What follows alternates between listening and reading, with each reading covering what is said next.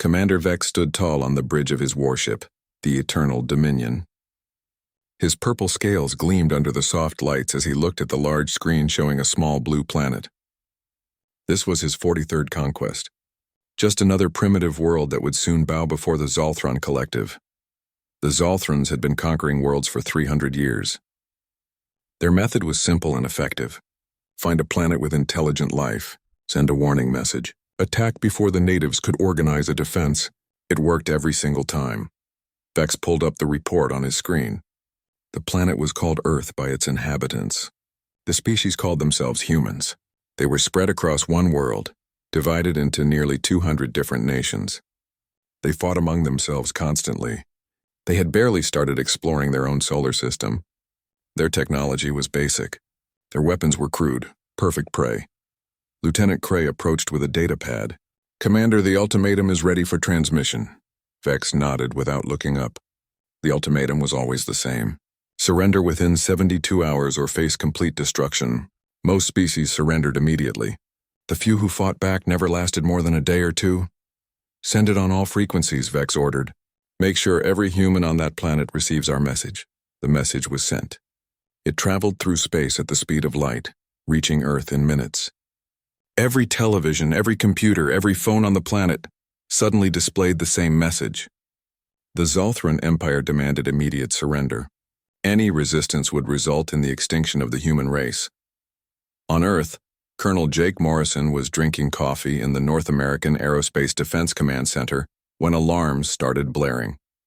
Every screen in the facility showed the alien message. His coffee cup slipped from his hand and shattered on the floor.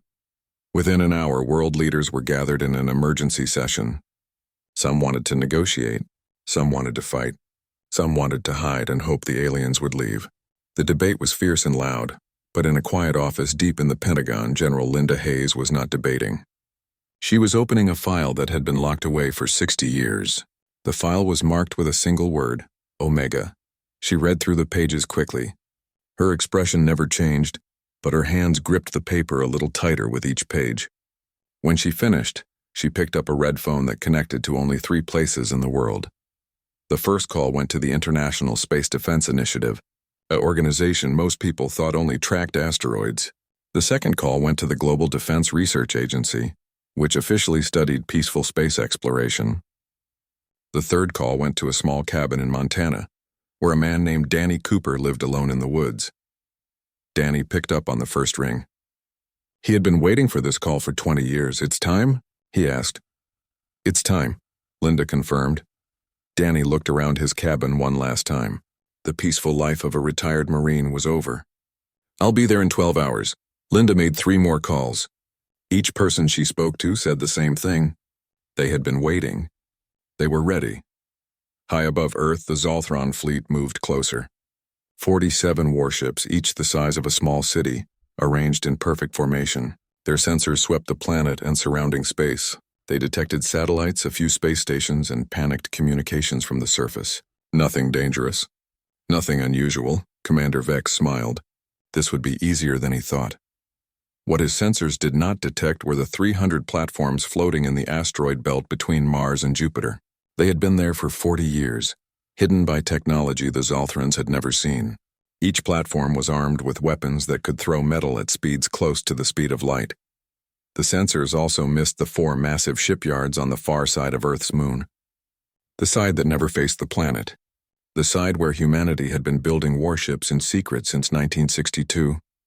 And the sensors completely failed to notice that every nation on Earth, despite their public conflicts, had been working together on one single project for decades. A unified defense force, a hidden military, a secret that 7 billion people had somehow managed to keep. The Zolthrons had made their first mistake. They assumed humans would act like every other species they had conquered, scared, disorganized, weak. They were about to learn that humans were very good at acting, and even better at keeping secrets. In the NORAD command center, Jake watched the alien fleet on his screens. They were moving slowly, confidently. They had no idea what was waiting for them. A young officer approached him. "Colonel, should we power up the defense grid?" Jake shook his head. "Not yet. Let them get closer. Let them think they've already won. Around the world, hidden bases were coming to life. Pilots were climbing into cockpits of fighters that had never been seen by civilian eyes. Soldiers were boarding ships that officially did not exist. Scientists were powering up weapons that had been tested in the deepest oceans and the darkest reaches of space. The United Nations held a public session where leaders made speeches about peace and negotiation. Cameras broadcast their worried faces to the world. It looked like humanity was scared and unprepared. But in a bunker 3 miles below the UN building, military commanders from every nation sat around a table. They were not scared. They were not unprepared. They were watching the alien fleet and calculating firing solutions. General Linda Hayes arrived at the command center 20 hours after the alien message. She walked past rows of screens showing every military asset humanity possessed. Weapons that the public thought were experimental were actually battle-ready. Ships that the public thought were satellites were actually warships. Technology that the public thought was science fiction was actually science fact. She took her position at the main command console. Around her, the most skilled military minds on Earth waited for orders. "Status report," she said calmly. "All stealth platforms are online and ready," one officer reported. "The lunar shipyards have completed final preparations. All defense grids are charged and standing by. Civilian evacuation? Underground shelters are at 60% capacity and rising. We estimate 90% of major population centers will be secured within 48 hours. Linda nodded. Everything was going according to plan. A plan that had been created by the brightest minds of the Cold War era. A plan that assumed one day humanity would face a threat from beyond Earth. A plan that required nations who hated each other to work together in absolute secrecy. It had taken decades. It had cost trillions of dollars. It had required lies upon lies upon lies, but it had worked. The Zolthran fleet was now past Mars, entering the inner solar system. They were sending out scout drones, mapping Earth's defenses. The drones saw exactly what humanity wanted them to see. Old satellites. Primitive missiles. Nothing that could threaten a Zolthran warship. Commander Vex reviewed the scout reports and laughed. "They have nothing. Prepare to enter orbit around their planet. Once we're in position, we'll demonstrate our power by destroying one of their cities. That usually convinces them to surrender quickly." Lieutenant Cray hesitated. "Commander, there's something odd about their communications. They seem too calm."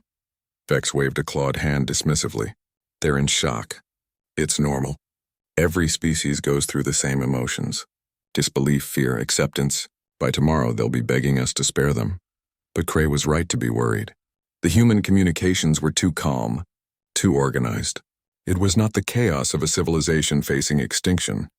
It was the quiet efficiency of a military preparing for battle. In the Montana cabin, Danny Cooper packed a small bag. He took one last look at the peaceful mountains outside his window.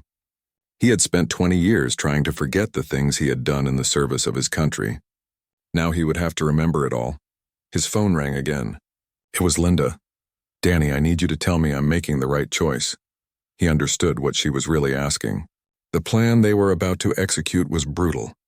It left no room for mercy. It required them to do things that would haunt them forever. "Linda, you remember what happened to the 26 species the Zolthrans conquered before us?" "Yes, slavery, genocide, extinction, that's what they do. That's what they'll do to us if we give them the chance."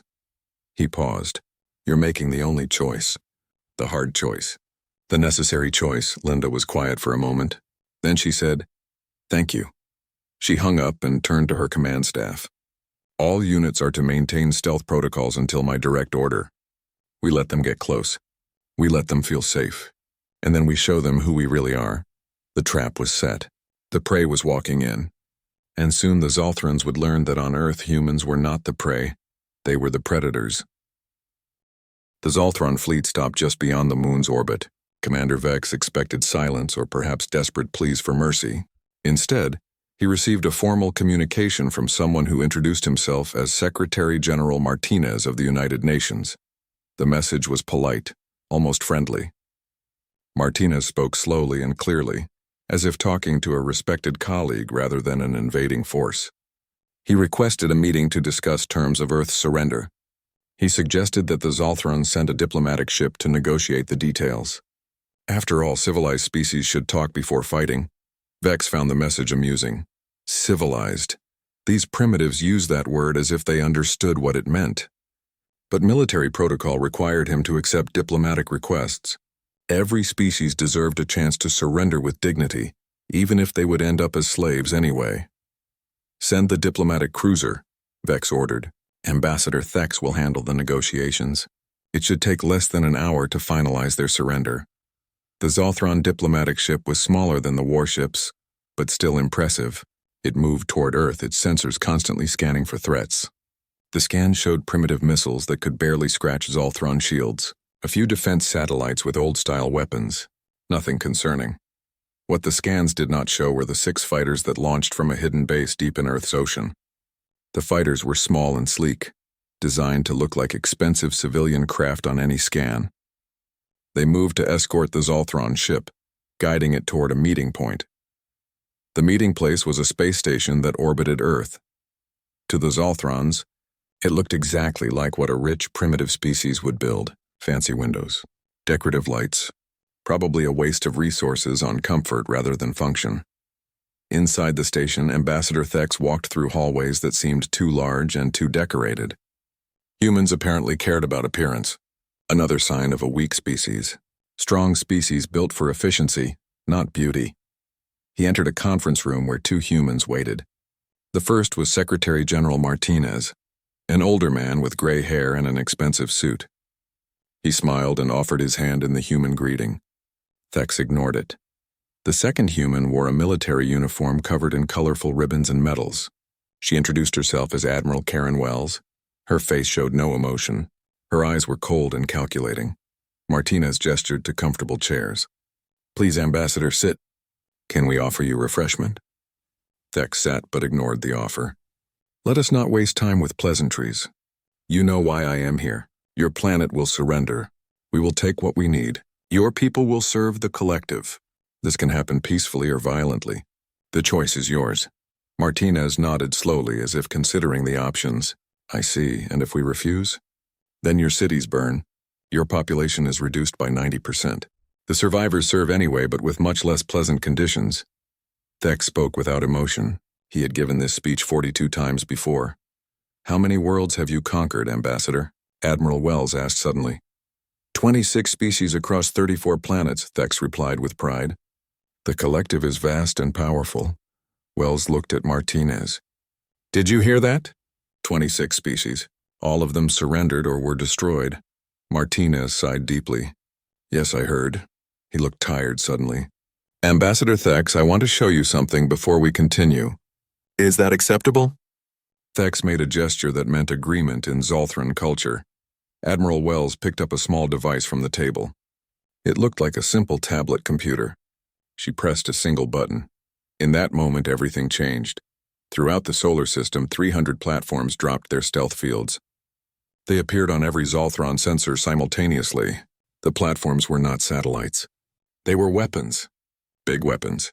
Each one was armed with railguns that could throw metal projectiles at incredible speeds. On the far side of Earth's moon, 4 massive shipyards powered up. Their huge doors opened, revealing ships inside. 28 warships, each one sleek and deadly-looking. They were not as large as Zothran dreadnoughts, but their design was aggressive and completely unknown. On Earth itself, 6 enormous defense grids came online. Their energy signatures blazed across every scanner. Each grid could generate enough power to supply a major city. All that power was aimed at the sky. Ambassador Thex stared at his personal screen as data poured in. His scales turned from deep purple to almost white. His breathing became rapid and shallow. What is this?" he managed to whisper. Martinez leaned forward. His friendly expression was gone, replaced by something hard and cold. "This is who we really are, Ambassador. You asked about civilized species. Let me tell you about humans. We discovered atomic power before we left our planet. We split atoms and used them as weapons against each other. We turned our own world into a testing ground for weapons of mass destruction." He paused, letting that sink in. "We spent 10,000 years fighting wars, against animals, against nature, and mostly against each other. We've perfected one skill above everything else, Ambassador. We're really, really good at war." Admiral Wells added, "Your fleet is sitting in a kill zone right now. Those platforms in the asteroid belt can fire on your position within seconds. Our ships can reach you in under 10 minutes, and our defense grids can target any ship in near-Earth orbit. She smiled, but it was not friendly. Your fleet has two choices, Ambassador. Leave now or learn firsthand why predators don't hunt humans. Thex tried to speak, but his voice would not work. His translator device struggled with his panicked breathing. Finally, he managed, "You deceived us. This is dishonorable." "You pretended to be weak," Martinez laughed. It was not a pleasant sound. "Ambassador, we wrote entire books about deception. One of them is called The Art of War. It was written 3,000 years ago by a general named Sun Tzu. The first lesson in that book is this: appear weak when you are strong." "We've been watching you," Wells continued. "Your empire has a pattern. Find a weak target, overwhelm them quickly, move on. You've never fought someone who fought back intelligently. You've never faced an enemy who prepared for you." She stood up, walking closer to Thex. "We've been preparing for species like yours since we first looked at the stars. We knew something was out there. We knew it might be hostile, so we got ready." Thex looked at his screen again. More data was coming in. Hidden installations were revealing themselves all over the solar system. His scanners had missed hundreds of defensive positions. Earth's military was not primitive. It was hidden. Carefully, cleverly hidden. "How long?" he asked. "How long have you been preparing?" 63 years, Martinez answered. "Since 1962, every nation on our planet has contributed to a secret defense force. We've spent trillions of dollars. We've built weapons in secret. We've tested them where no one could see. And we've kept it all hidden from our own people." Wells checked her tablet. "Commander Vex is receiving our sensor data right now. He's seeing what you're seeing. I estimate he's trying to decide whether to attack or retreat." She looked directly at Thex. "Tell him something for me. Tell him that if he attacks, we'll show him what happened to the last species that attacked Earth." "What species?" Thex asked. "You said you've never had contact before." Martinez smiled grimly. "We were that species, Ambassador. We attacked ourselves. For thousands of years, we fought and killed each other. We developed weapons that could destroy our entire world. We came very close to making ourselves extinct." He leaned closer. "We survived by learning to be better killers than anything else on our planet. And then we looked at the stars and realized we needed to be better than anything out there, too." A communication came through to Thex's device. It was Commander Vex, and his voice was shaking with rage. "Ambassador, return to the fleet immediately. These primitives have made fools of us. We will destroy them all." Thex looked at the two humans. "My commander has ordered an attack." Wells nodded calmly. "We expected that. Pride is often stronger than wisdom." She pressed another button on her tablet.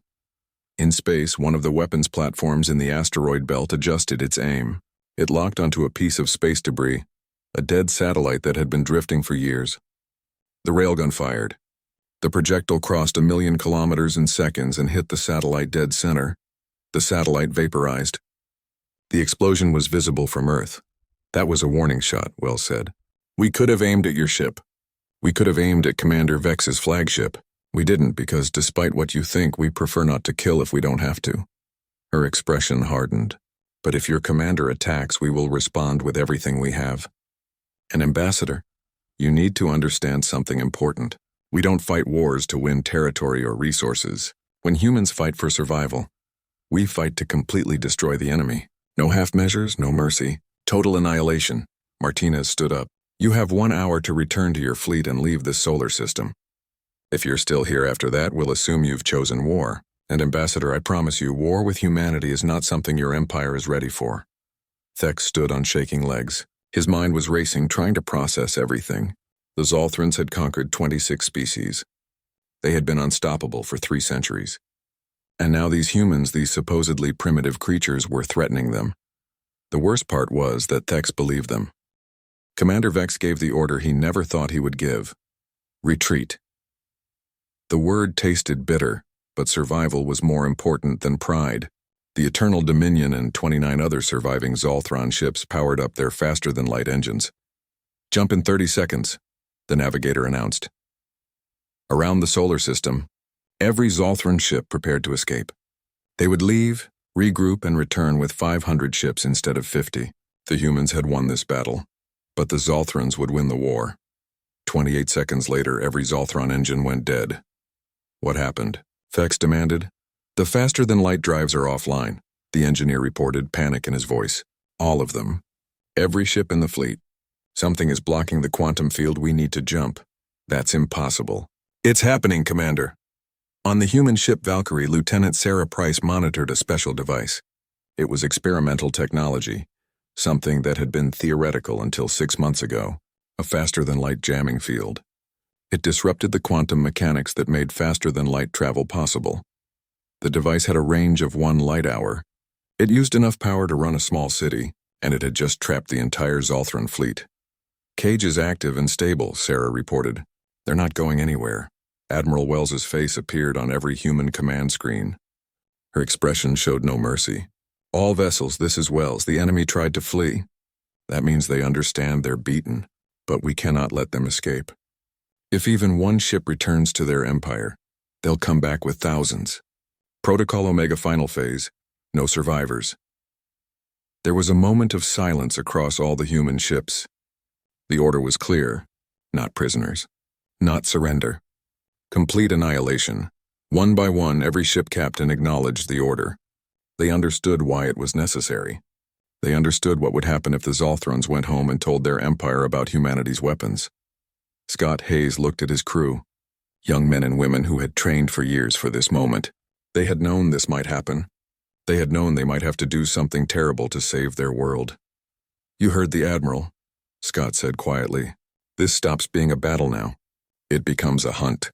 We're going to destroy every enemy ship. No exceptions." The human fleet reorganized. They formed hunter-killer groups, 6 ships per target. They moved with the precision of wolves surrounding wounded prey. The Zolthrans fought desperately. They were skilled warriors. They were brave, but they were trapped and outmatched. A Zolthran cruiser called Sharp Talon tried to hide behind Earth's moon, powering down all systems to avoid detection. Captain Frank Miller found it using thermal scanners that detected the heat from its engines. He fired missiles that curved around the moon and struck the hidden ship. The Sharp Talon exploded, its crew dying without ever seeing their killer. A destroyer named Claw of Justice attempted to use the debris field from earlier in the battle as cover. Commander Lisa Gray commanded 3 human ships in a coordinated attack. They came from different angles, firing through the debris. The destroyer had nowhere to hide. It died in a crossfire, torn apart by rounds that came from every direction. The Eternal Dominion, the largest and most powerful ship in the Zolthran fleet, made a final stand near Mars.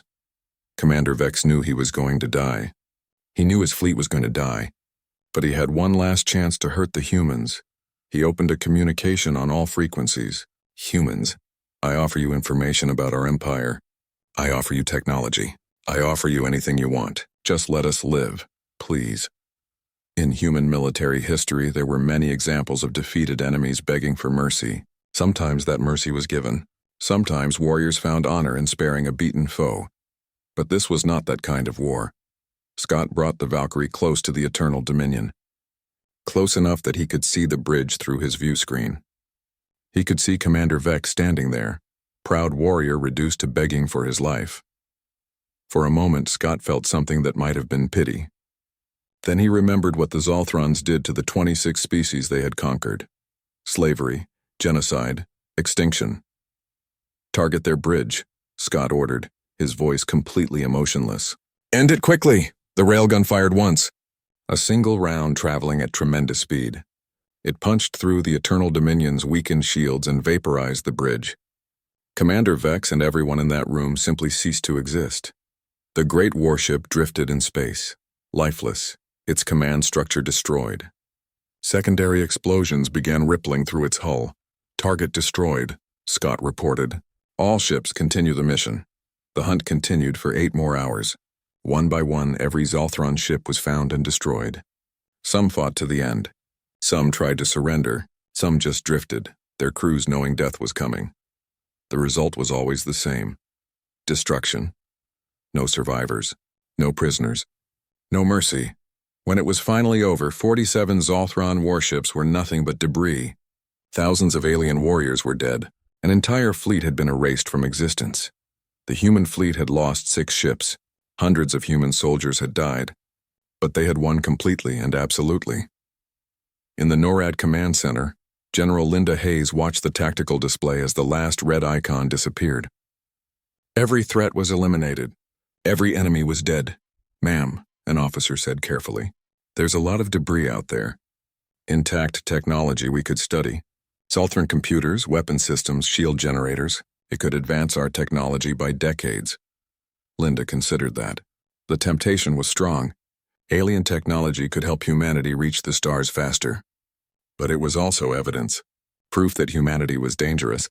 "No," she said firmly. "Burn it, all of it.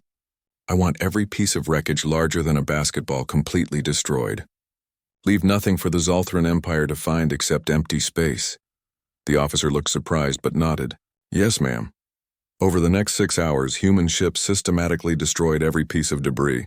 They used their weapons to vaporize metal. They used heat to melt technology. They left nothing behind but scattered atoms and fading radiation. When they were done, there was no evidence that a battle had ever happened. 3 days after the battle, Danny Cooper arrived at Linda's office. The retired Marine had been monitoring everything from his cabin, watching through classified channels. He walked in without knocking and sat down. "You called me in because you need someone to tell you it was the right decision," Danny said bluntly. "Someone who's made the same kind of choices." Linda nodded slowly. 47 ships, thousands of beings. "We killed them all, Danny. We hunted down the ones trying to surrender. We destroyed the ones begging for mercy.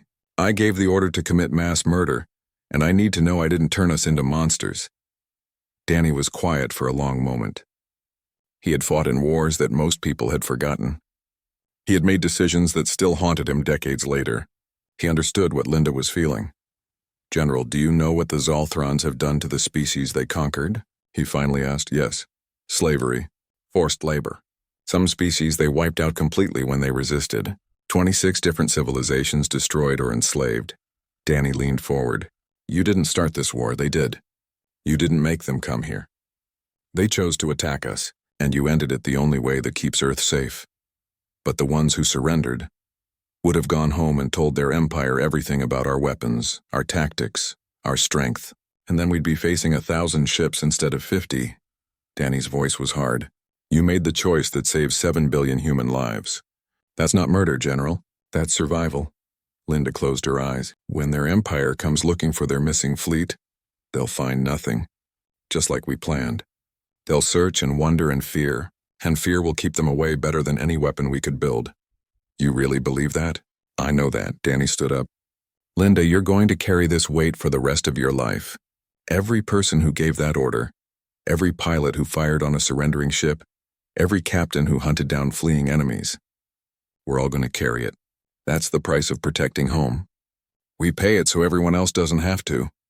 Linda opened her eyes and looked at him. "How do you live with it? You remember why you did it.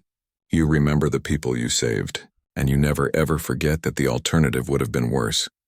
He moved toward the door, then stopped. "The Zolthrans came here planning to enslave or kill every human on Earth. Instead, they found out that humans are the most dangerous species they've ever encountered.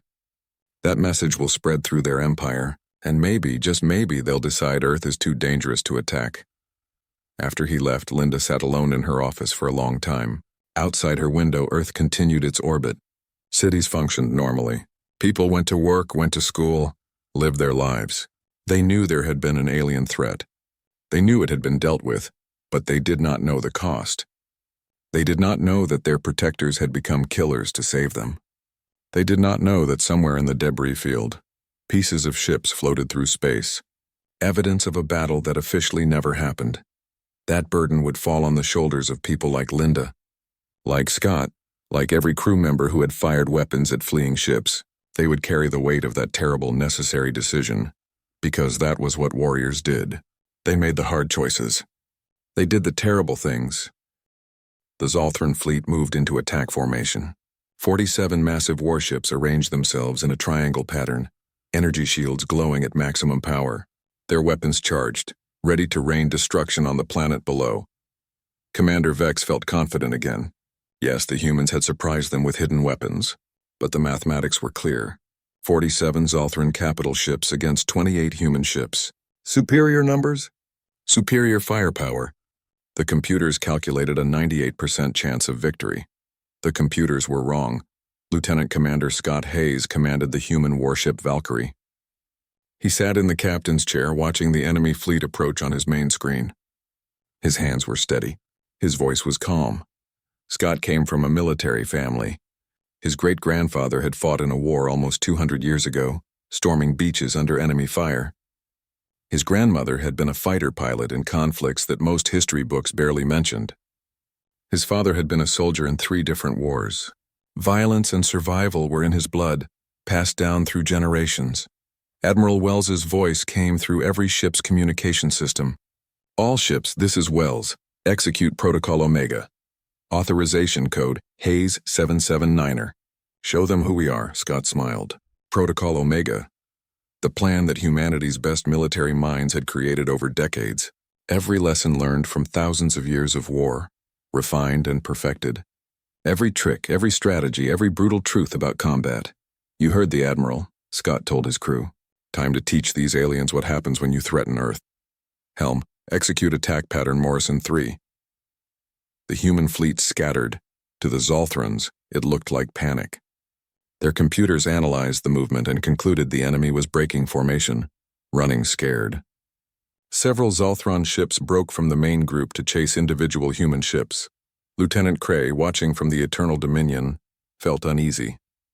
Commander, their movement pattern seems deliberate. I recommend we maintain formation. Nonsense, Vex snapped. They're fleeing. Pursue and destroy. The Zolthron fleet spread out, chasing the scattering human ships. It was exactly what the humans wanted. The trap closed. The weapons platforms in the asteroid belt fired. But they did not aim at the Zolthron ships. Instead, they targeted rocks and debris in the asteroid field. Thousands of tons of stone and metal accelerated to devastating speeds, creating a massive debris field directly in the path of the Zolthron fleet. The Zolthron ships had to slow down and bunch together to navigate through the debris. Their perfect formation collapsed. Ships crowded close to each other, limiting their ability to maneuver. That was when the human warships turned around and attacked. The Valkyrie's main guns opened fire. The rounds were not like anything the Zolthrons had encountered. They were shaped nuclear charges, each one a tiny sun that exploded with tremendous force. The first 3 rounds hit a Zolthron cruiser's shields, creating brilliant flashes of light. The shields held, but barely. Engineering, push the reactors to maximum, Scott ordered. Weapons continuous fire. Don't give them time to recover. The Valkyrie kept firing. Round after round slammed into the same Zolthron cruiser. The shields flickered, weakened, and finally collapsed. The next round punched through the ship's armor and detonated inside. The Zolthron cruiser exploded, pieces of it spinning away into space. First kill, Scott's weapons officer reported calmly. On the Eternal Dominion, Commander Vex watched in horror as the tactical display showed one of his ships destroyed. Impossible. Human weapons should not be that powerful. Return fire, he screamed. Kill them all! The Zolthron energy beams lashed out, bright blue streaks that could melt through most armor. They hit the Valkyrie and 2 other human ships. The beams were powerful, devastating weapons that had destroyed countless enemy vessels. But the human ships did not die. Their armor held, some kind of advanced alloy that spread the heat and energy across the entire hull.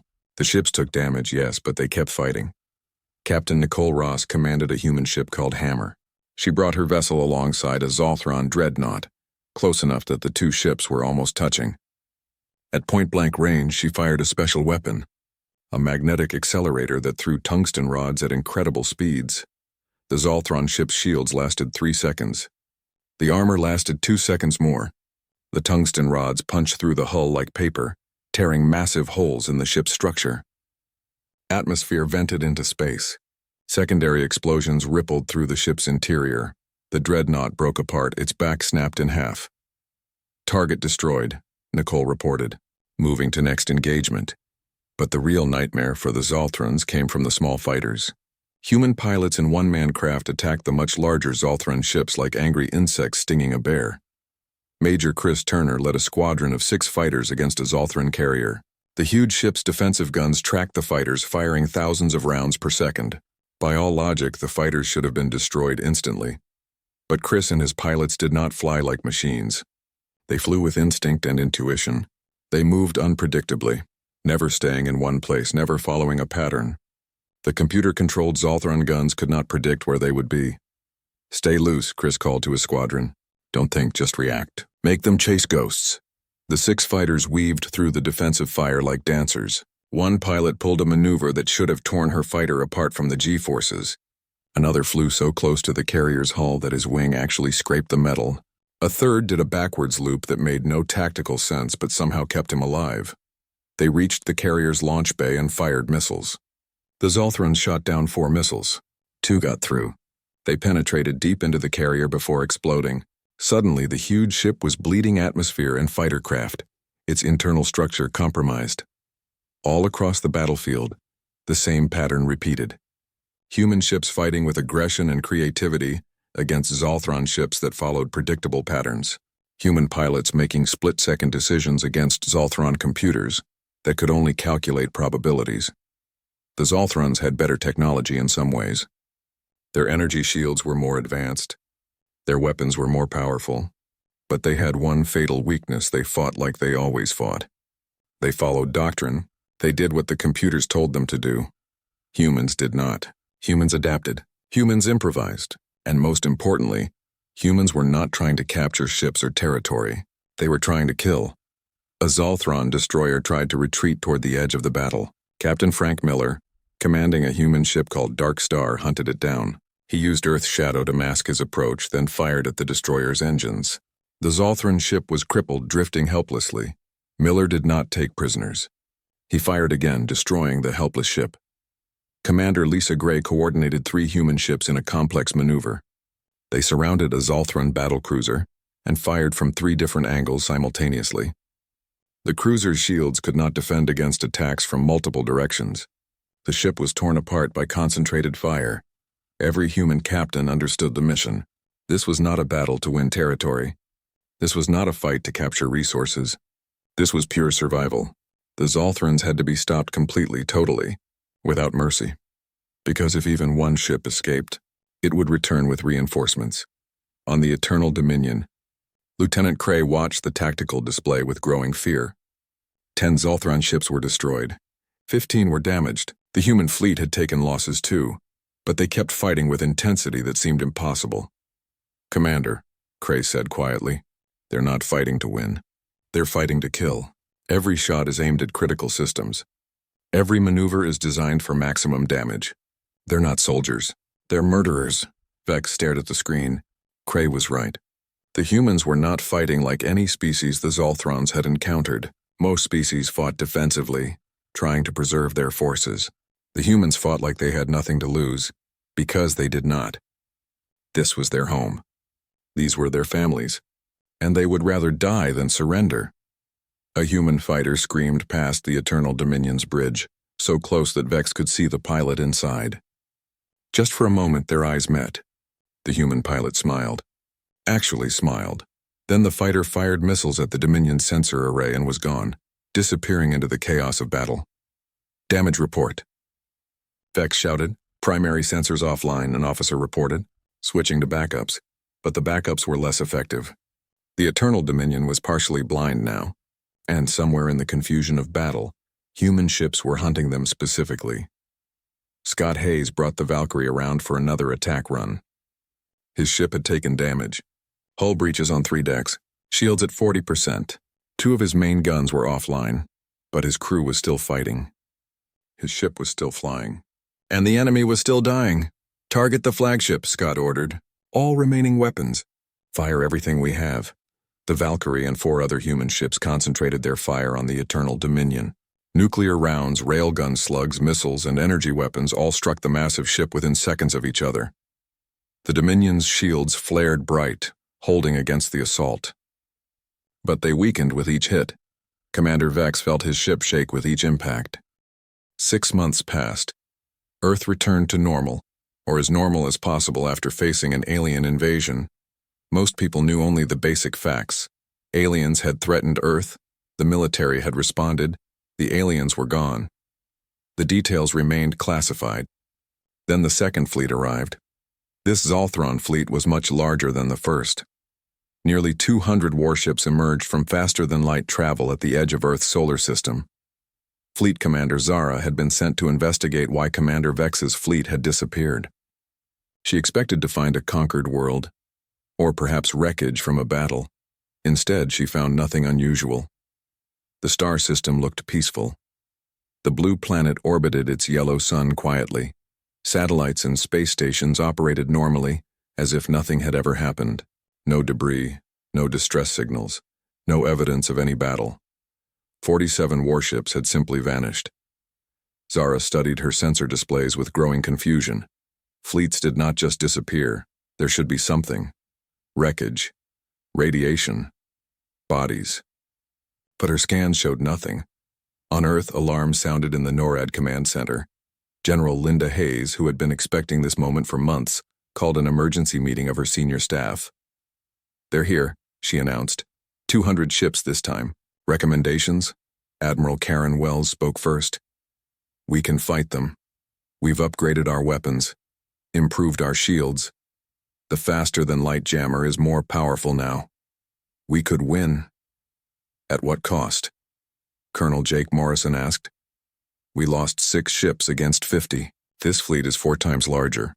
We might lose dozens of ships, hundreds or thousands of lives.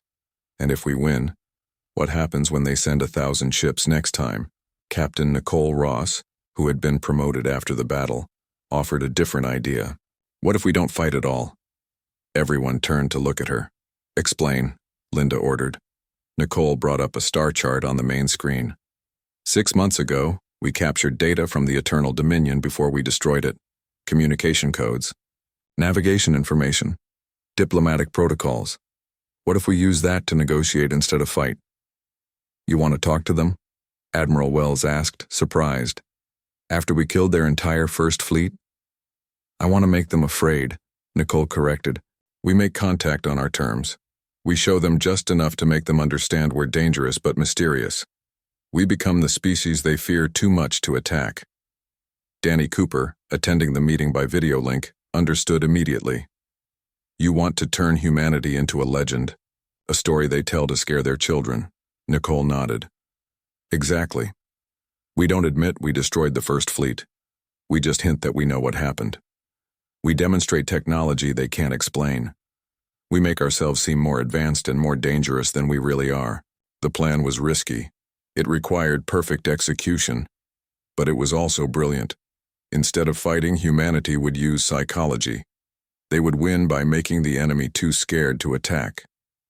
That's the most human strategy I've ever heard," Admiral Wells said with a slight smile. "We're going to lie, bluff, and manipulate our way to safety." Linda made her decision. "Do it. Captain Ross, you're in charge of the communication. Make them believe." 3 days later, Fleet Commander Zara received a transmission. It came through channels that should have been impossible for primitives to access. The voice spoke perfect Zolthran language with proper grammar and accent. The speaker identified herself only as the Earth speaker. "Fleet Commander Zara," the voice said calmly. "You are looking for your missing ships. We know what happened to them." Zara's scales prickled with surprise. "Who are you? Where is Commander Vex?" "Gone, along with his 47 vessels. But not by our hand." There was a pause, perfectly timed. "This solar system is protected, Commander. Not by us, but by others. Ancient ones, powerful ones. We are called humans, and we are merely their caretakers. We suggested to the protectors that your first fleet should be allowed to leave peacefully. They disagreed. We could not stop what happened next." Zara looked at her tactical officer, who was analyzing the transmission. "It's using quantum entanglement across multiple points in space simultaneously," the officer whispered. "That technology is centuries ahead of us. Whoever they are, their communications alone are far more advanced than ours." "Why are you telling me this?" Zara asked carefully. "Because the protectors have decided to allow you to live, to carry a message back to your empire. This system, this world called Earth, is not to be touched, ever. The price for trying is complete annihilation. Commander Vex learned this truth. We hope you are wiser than he was." Then, to prove the point, every stealth platform that humanity had hidden across the solar system dropped its concealment field for exactly 3 seconds, just long enough for Zoltron sensors to detect them. just long enough to realize they were armed with weapons that made no logical sense. The platforms disappeared again, but the damage was done. "Commander," Zara's tactical officer said, his voice shaking. "Those weapons platforms. I can't identify the technology. The energy signatures don't match anything in our database. They're using physics we don't understand." Zara stared at the sensor data. Her mind raced through possibilities. An unknown advanced species protecting this system. Technology beyond Zolthron understanding. An entire fleet vanished without a trace. The human voice continued. "You have 1 hour to leave this star system, Commander. We suggest you use the time wisely. If you choose to attack, the protectors will respond. We cannot guarantee your survival. We cannot even guarantee you will die quickly." The transmission ended. Zara sat in her command chair thinking hard. Her orders were to investigate the missing fleet. But her orders also included staying alive and reporting back. If there really was an advanced species here, attacking would be suicide. Tactical. If we fought those platforms, what are our chances? The officer worked his computer for several minutes. "Unknown, Commander. Without understanding their weapons, I cannot calculate odds. But based on the energy signatures, each platform appears capable of destroying multiple ships. And we detected 300 of them?" "Yes, Commander." Zara made her decision quickly. "All ships prepare for faster-than-light jump. We're leaving." "But Commander," her second-in-command protested, "our mission was to investigate. The High Council will demand answers, and I will provide them. I will report that this system is protected by an unknown, powerful civilization, that attacking would result in the loss of our entire fleet, that the first fleet was likely destroyed by these protectors." Zara stood up. "I am not throwing away 200 ships and thousands of lives because of pride. We leave. Now." The Zolthron fleet jumped to faster-than-light travel within 20 minutes. They left the solar system, carrying with them a story about mysterious protectors and impossible weapons. In the NORAD command center, cheers erupted as the alien fleet disappeared from sensors. They had won without firing a single shot, but General Linda Hayes remained quiet. Danny Cooper's face appeared on her screen. "You look worried," he said. "We won by lying," Linda replied. "We pretended to be protected by someone else.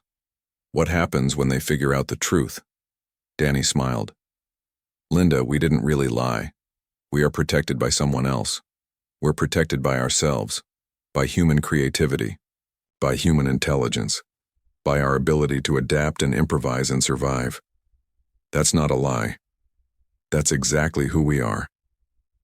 "The protectors are us," Linda said slowly. "Always have been.